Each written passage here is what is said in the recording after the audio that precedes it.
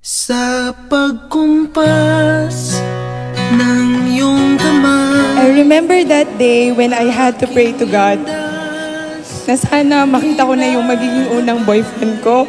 Kasi lagi na lang ako third wheel, lagi na lang akong fifth wheel, minsan seventh wheel pa. Kasi nga yung mga kaibigan ko, laging meron silang boyfriend. Sabi ko, malapit naman akong gumraduate. Now I know why I waited for so long to meet my first boyfriend. Because God has reserved the right one for me. We started as college friends. Tapos, di pa nga tayo lagi nagpapansinan.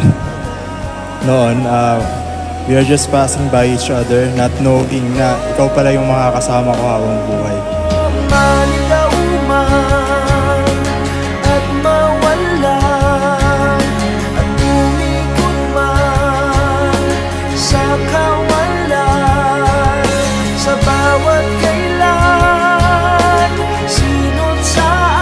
Binilhan kita ng bagong sisirain. Haha. Joke lang. Gusto ko gamitin mo to for our next travels para naman may aerial shots tayo. Record natin dito yung mga memories natin para kahit napuntahan natin yung mga napuntahan natin, mabivisit pa din natin for free yung mga memories. Ingatan mo to. I love you.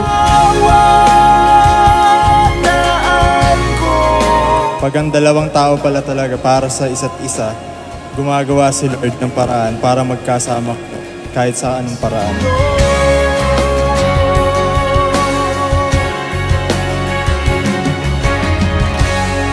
Ang buhay mag-asawa nakadepende sa inyong paghahandog ng sarili sa isa't isa. Katulad ng ginawang paghahandog ng sarili ng Panginoon para sa atin.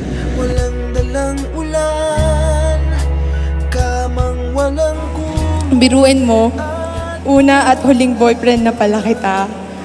Ikaw yung the one na naiintindi sa akin, the one who will fill in what's missing on me, the one who will understand me, the one who inspire me to be the best version of myself, and the one who never get tired of waiting for this day. And when you came, sabi ko talaga, hindi na kita papakawalan pa. Ipaglalaban kita kahit anong mangyari. maligaw man at mawala at umikot man sa kawalan, kahit sa bawat kailan, sino't saan, ikaw lamang ang kasagutan. Bawat kanan at kaliwa, hindi naman o hinada ang bawat. Remember, sabi ng Panginoon, di ba?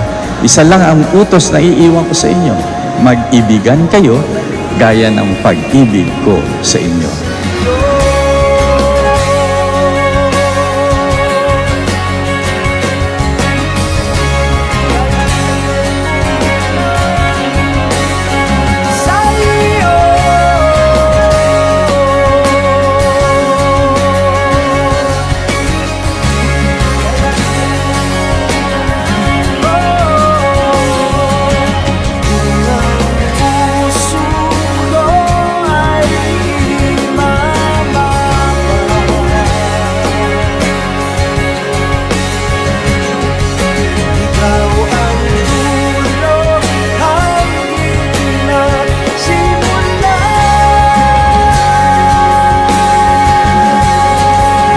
Sabi ko nga, dati ang wini-wish ko lang, maikasal na tayo para hindi na ako kailangan sunduin ni Kuya at ni Janjan at hindi mo na ako kailangan ihatid.